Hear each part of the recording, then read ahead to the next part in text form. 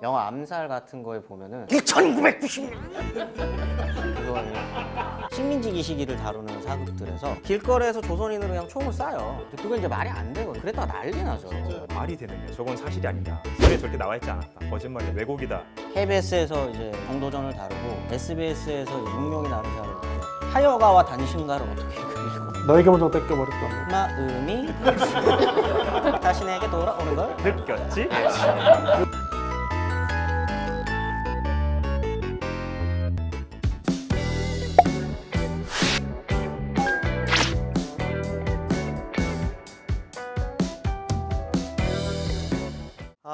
예, 지치네요. 다들 지칩니다. 혓바닥이 길거든요. 긴 거는 알고 있었는데 오늘 왜 그 시한부 인생 같이 하루살이들처럼. 네, 선생님 제가 딴 때보다 말이 많이 내가 줄었죠. 아니 그렇지 않아. 아니 시간 정해봐. 내가 저기 요즘 랭킹 3위야 지금. 제가 제일 자제하고 있잖아요. 나도 잘하는데. 형이 2등 할 것 같아. 여러분들은 서로를 보시잖아요. 네. 저는 카메라 감독님들 보고 있거든요. 죄송합니다. 표정이 굳나요? 알아서들 판단하세요. 저는 보고 있다는 것만. 아니 난 몰라. 이거는 구독자 여러분들도 궁금해하실 것 같기도 하고 저도 좀 개인적으로 궁금했었던 질문이라 가지고 역사학자들이 사극을 볼까?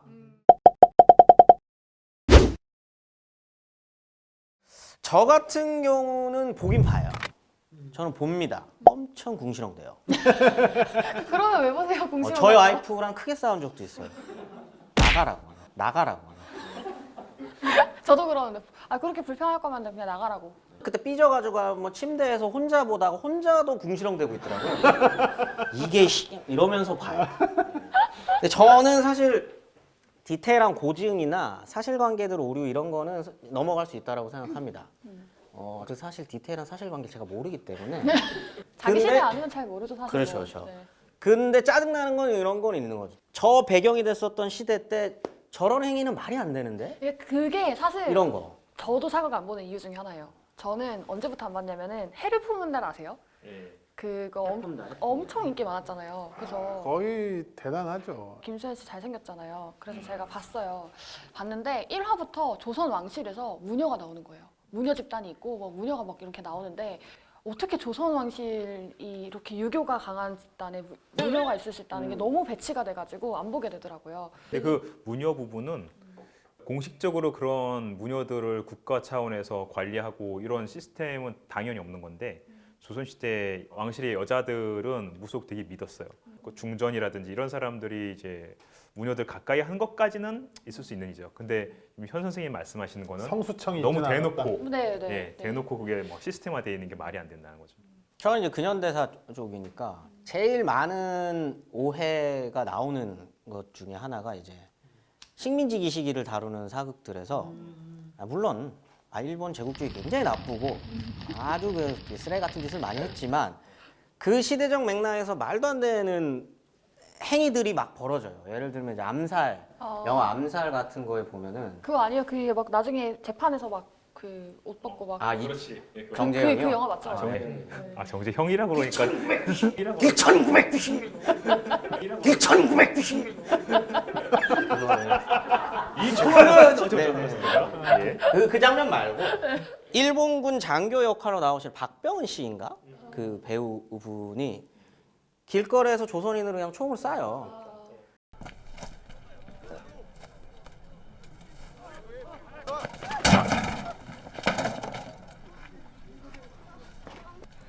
なぜ検問の列に並ばない。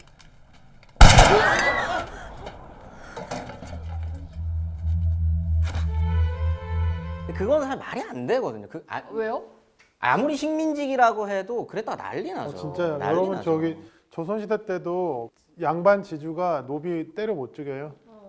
나름대로의 법칙이 있죠. 아무리 이게 제국과 식민의 관계라고 하더라도 그러니까 3.1운동 같은 경우는 그 대규모적으로 이렇게 일어난 거잖아요. 이 3.1운동 이유가 굉장히 제한적이지만 집회 시위의 자유가 있습니다.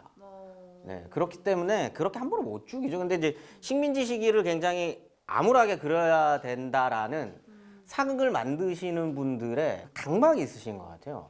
미스터 선샤인도 비슷한 장면 많이 나오고 막, 맞아요. 막 거기서 막 총질을 막 해요. 이제 그거 이제 말이 안 되거든요. 그냥 로망인가 봐요. 그 시대에 대한 로망. 그러니까 장치, 적과 알을 확실하게 구분하기 위한. 그러니까 이게 무슨 노근이 학사라는 수준으로 그렇죠. 생각을 해. 그거는 아니에요. 예. 그러니까 어떤 과거의 역사상을 스테레오타입을 만들어 놓고 방송 작가라든지 혹은 영화 각본을 쓰는 사람들이 그걸 그냥 큰 고민 없이 쓰는 거예요. 대표적인 게 제가 조선시대 사극 보면서 제일 거슬리는 게 그런 거거든요. 일단 왕은 항상 대신들에게 뭐 위협을 당하고 있는 존재야. 왕권이 완전히 약화돼 있고 실제 실권은 뭐 보통 좌의정인 애들이 잡고 있죠. 걔들이 막 뭔가 나라를 엉망으로 만들고 있는데 왕은 힘이 없어서 혼자 막 울고 이 광해 와중에 광해. 거의 광해, 대부분의 광해. 사극이 그래요.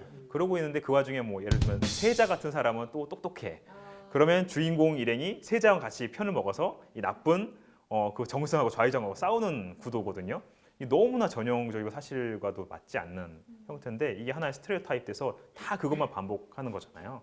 그런 것들도 좀 그렇고. 근데 사실 저는 무슨 생각을 했냐면 그분들이 찾아보신 레퍼런스는 사실 역사들이 쓴 거거든요. 그래서 역사학자들이 만들어낸 스테레오타입이 거기 반영되어 있는 경우도 많아서 사실 어느 한쪽의 책임이라고 보긴 좀 어려울 수도 있겠더라고요. 저도 상극을 보는데 대놓고 그냥 무시하고 가는 경우도 있어요. 아, 그냥 실제 그렇죠. 역사가 사실 이게 어떤 에피소드가 있었냐면 KBS에서 대조영 아. 했습니다. 아 재밌죠. 재밌어요. 대조영 실제로 저도 재밌게 아, 그 봤었거든요. 눈물을 흘렸습니다. 저. 네. 그 대조영에서 보면 되게 중요한 등장인물 중에서 걸사비우라고 있습니다.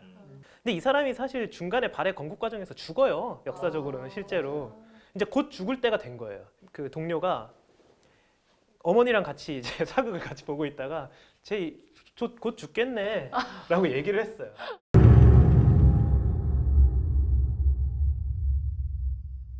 근데 마지막 화까지 살아 있었어요. 아, 그래가지고 원래 역사가 스포여야 되는데 스포가 틀렸네요. 아니 그것도 있잖아요. 예전에 태조 왕건도 이게 궁예가 너무 인기가 좋다 보니까 아 원래 맞아 적당히 죽여야 되는데. 그냥 적당히 해서 되게 왕건이 반란을 일으켰을 때 반란이라고 하면 안 되죠. 혁명이죠. 혁명을 일으켰을 때 기록상에 따르면 도망치다가 보리 이삭 같은 거 훔쳐먹다가 맞아 죽잖아요. 근데 그게 싫은 거죠. 시청자들 그거 원치 않고 하니까 무슨 이상 계곡 같은데 예. 그 돌멩이 위에서 죽지 아, 않나요? 거기 맞아. 가서 맞아. 되게 맞아. 멋있게 뭔가 몇 마디 하고 그리고 죽잖아요.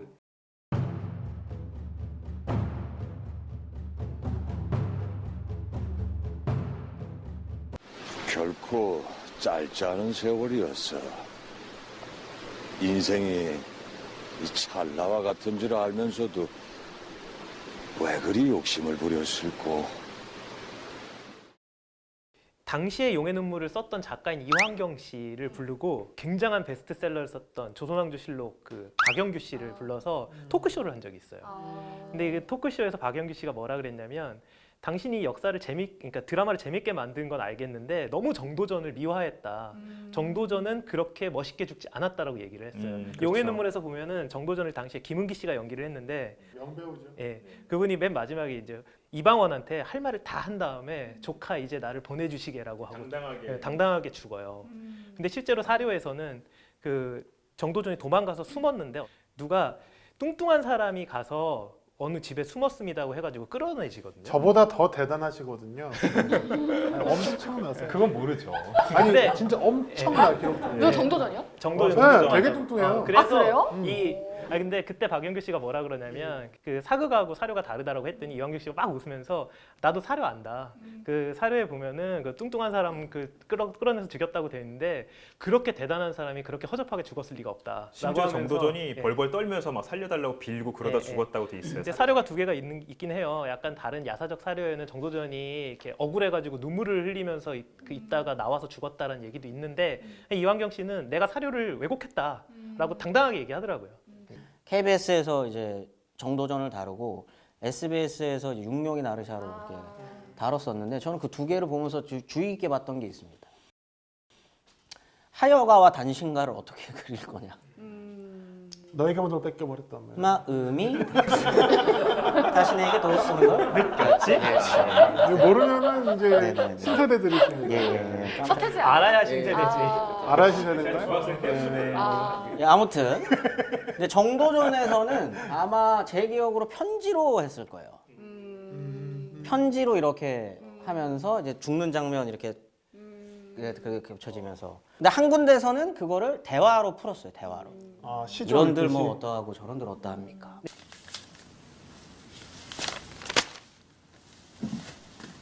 이런들 어떠하리 저런들 어떠하리 만수산 드렁치기 얽혀진들 어떠하리 우리도 이같이 얽혀 100년까지 누리리라.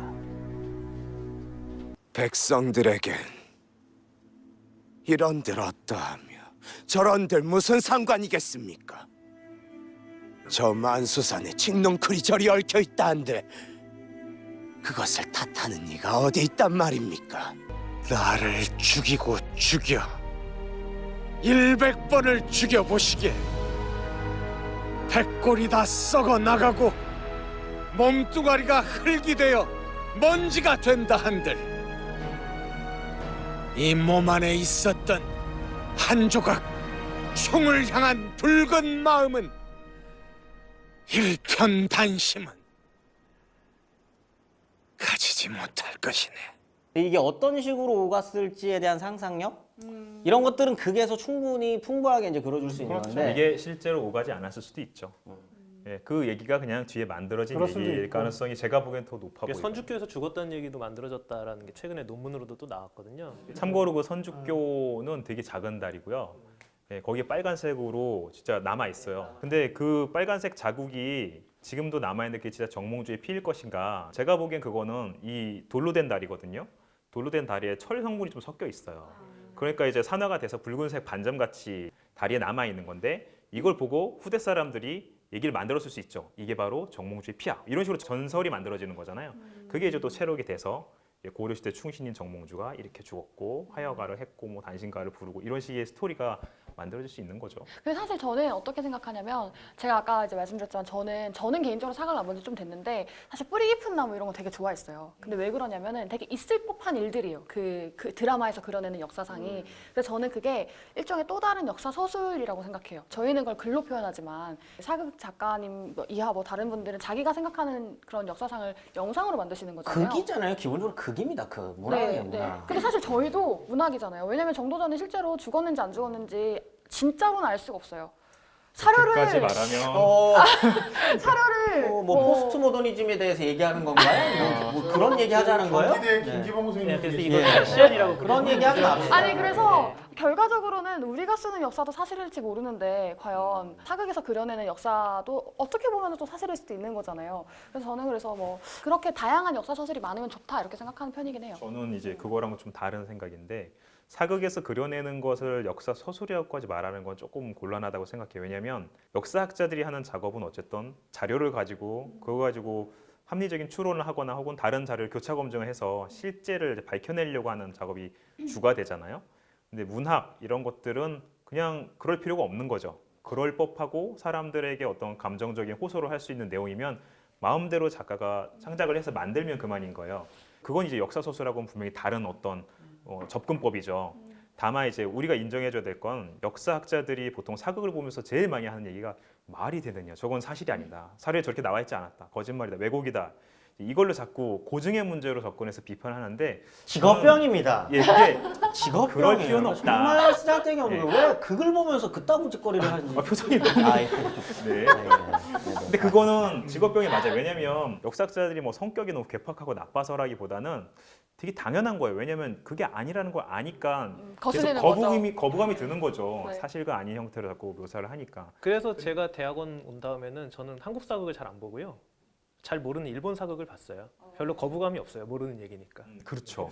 그래서 이야기는 그냥 이야기대로 우리가 존중을 해주면 되는 거예요. 그럴 수 있다라고 재미있게 그냥 즐겨주면 되는 것인데 제가 하고 싶은 얘기 뭐냐면 그런데 이제 이런 사극을 만드는 분들이 역사적 사실이나 자료 같은 것들을 되게 불필요하고 걸리적거리는 걸로 취급하는 것 같다라는 느낌을 받는 거예요. 아 이거 없으면 더 재밌게 훨씬 만들 더 수 내가 있는데. 재밌게 스토리할 수 있는데 계속 웃기게 되는 거잖아. 어떤 사람은 이 사람 죽이면 안 되는데 근데 역사상으로 죽었어. 어떡하지? 이런 고민을 할 수 있잖아요. 그럼 내가 살리고 싶으니까 살려야지. 이런 식으로 생각한단 말이죠. 근데 이거는 저는 과연 좋은 선택일까? 그냥 기왕이면 그러니까 과거의 역사상이 지금 이야기를 만드는 족쇄가 아니라 훨씬 내가 만든 이야기의 사실성을 높일 수 있는 되게 좋은 도구나 혹은 재료일 수 있다라는 생각을 가졌으면 좋겠어요. 소스죠, 소스. 예, 저는 판타지면 완전 판타지로 나가도 저는 괜찮다고 생각해요. 저는 아스달 연대기도 재밌게 봤어요. 재밌습니다. 아스달 연대기 왜 재밌었어요. 웃으면서 얘기하시죠? 굉장히 무시하는 듯한. 아니 재밌어서 네. 우리 역사의 뭐 이전 시기 선사 시대의 일을 다뤘다. 근데 오직 왕자의 게임이고 저 짝퉁이라서 안 봤어요. 제가 왕자의 게임 좋아하거든요. 짝퉁이죠.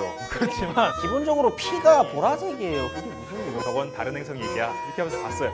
그래도 훨씬 재밌어요. 자명고라고 제가 이게 참여를 했었어요 그때. 시청자 게시판이 되게 난리가 났었어요. 왜 고구려가 건달 깡패 새끼들처럼 나오냐. 본인의 조언 때문이다. 나 때문이다.